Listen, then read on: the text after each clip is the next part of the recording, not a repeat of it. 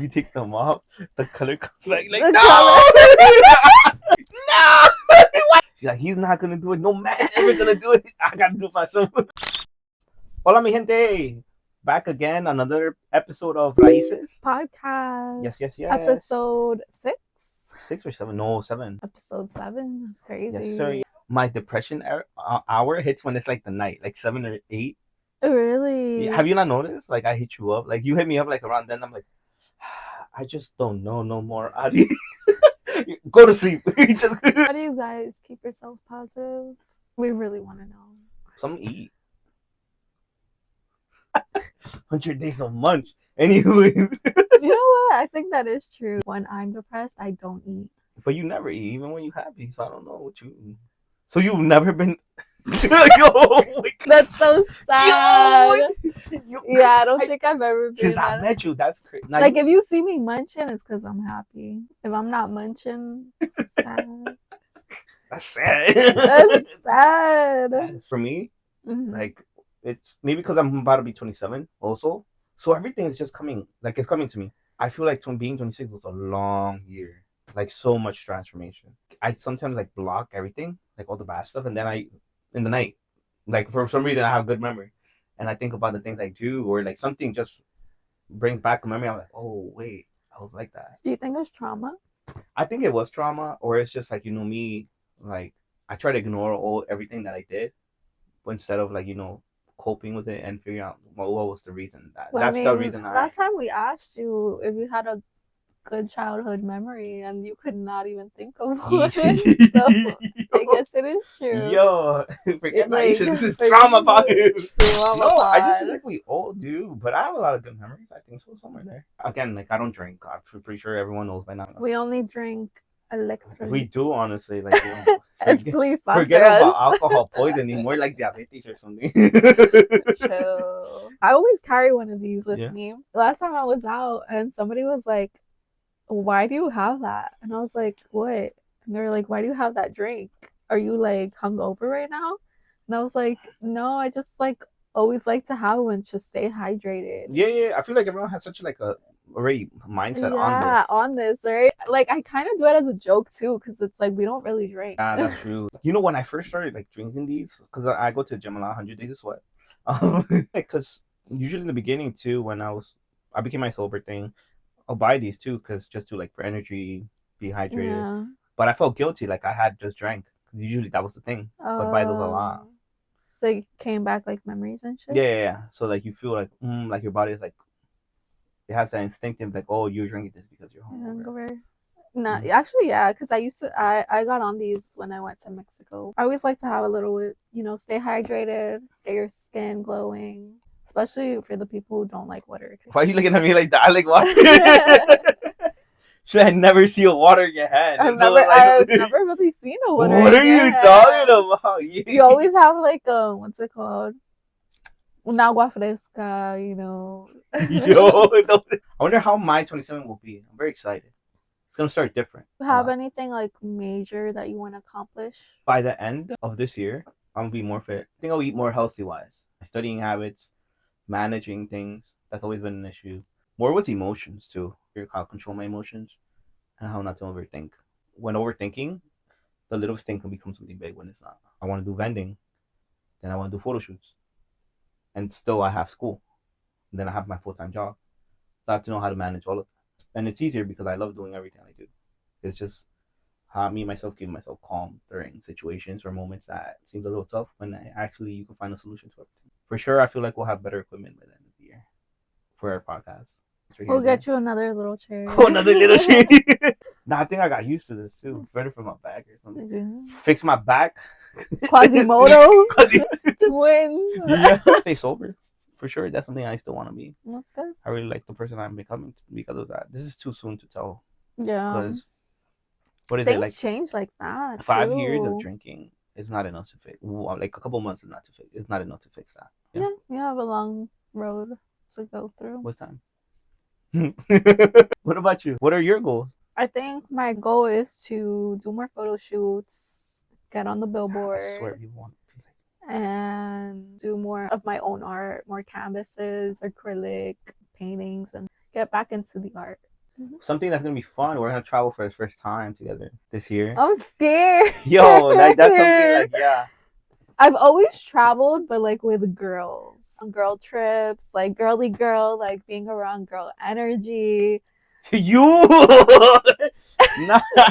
Yeah, You're like, you little boy. You little boy.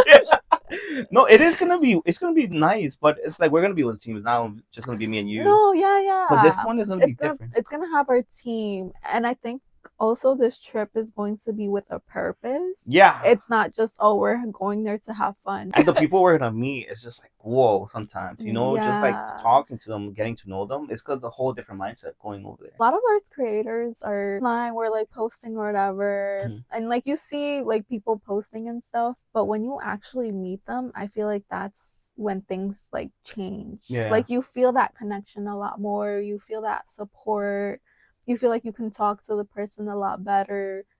But it's just, things change as soon as you meet people like person to person. So whenever I'm debating of not going to a certain event or a certain place, I'm always like, you have to get out there, girl. You have to be out there, showing up. Tomorrow, I don't know how it's gonna go. It's gonna be, I know we're gonna see familiar faces. Oh yeah, too. Tomorrow's Wendy's showcase. For like the lowriders, cumbias, and oldies. Very excited for the oldies, to be honest. Are you actually? Yeah. How's that surprising? I don't know, bro. I don't know, little boy. I love you. Surprised me. You surprised me a lot.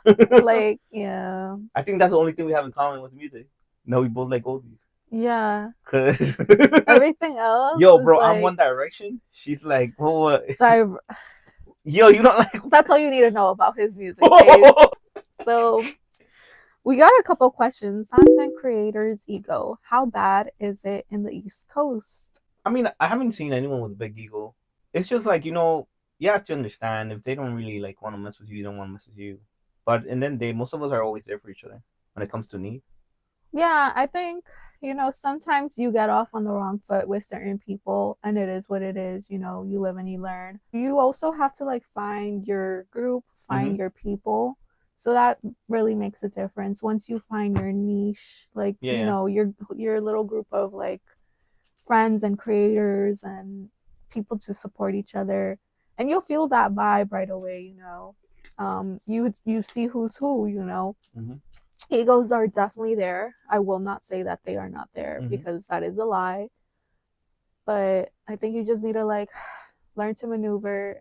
I think for us, our group, like we're very open. We're very welcoming. Last time we like chatted for like a whole 20 minutes with like this person who came up to us, like talking about how they saw us online, and it was really nice. That one was really nice. Yeah, we love talking to people whenever we see them. They were gonna say we love talking about it. No. Yeah. We love talking to y'all.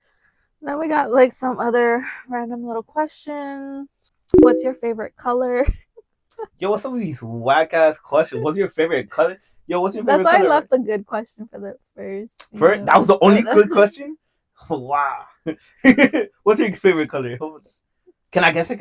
Guess my favorite color. Pink. How'd you know? It's not purple. It's not, you look like you like pink. I'm gonna be honest. My aura is pink. No, ain't nobody said about aura. You're like, no, yeah. No one said aura. Stop saying that. You know what you see her, like that girl like pink. I put it right there, bro. Homie. Look at the chin. What's your favorite color? You don't guess? You want me to guess? Okay. Your favorite color is brown. Yeah. And green. I feel like those two colors. Yeah, I used to change. What was my favorite color when I was in middle school? What? But yeah, those are my favorite colors. Yeah. It was pink. When you were like a neon. Yeah. No way. We were like in a partner thing. And like tell your group member, your partner, like what's your favorite color, and I told the girl, oh, I like pink. She's like, you like pink? I'm like, no way. I'm like, you're like panicking. You're like, no. Yeah, when you're little, that age, and then people tell you like, oh, like that, like that's your answer. You get so and then the girl was taller than me too. She's like, oh, you like pink? I'm like, yeah. And then the teacher, Now tell us your partner's favorite color. Oh I'm like, my oh, no one said nothing about that. No, tell I like blue. No. I take it back. I took it back. I like blue. I like blue. You know what's funny? When I was little too, Yeah. like I hated the color pink. Get out of here. I only like the color blue. I was like, I don't want to be a girly girl. Like I only Oh, like blue. oh, that's true. That's a truth. I want to be a little tomboy and stuff, but I feel like I grew into it, and then I'm like, you know, regaining my femininity. You're like this. Yeah. Yeah. What was the other question? The other question: how do you come up with the ideas to content create? It just happens while I'm walking, while I'm like, doing something, hearing a song, watching a movie. I have to feel an emotion. It's literally like everything has to do with how I feel. You said that you get most of your ideas when you're sad, right? Yeah, definitely. I feel like a lot of like creators. Did you get a lot of ideas this week? Yo, bro. Yeah, I did, bro. Like I thought about what I want to do and stuff, and also you start thinking more of like, maybe you just don't. When you're sad, you start thinking like, why I feel sad? Do I feel accomplished? Is there something I'm not doing? Most of the time, we feel more depressed is because we know we could do something, but we're just not doing what we're fully capable of. We know that we're just being doing the last, being lazy. Like mostly depression comes because we know we could do more, and we're just not going to our full extent. Like most of my designs too, usually either was chatting with a friend, but we were chatting, we were like this and that.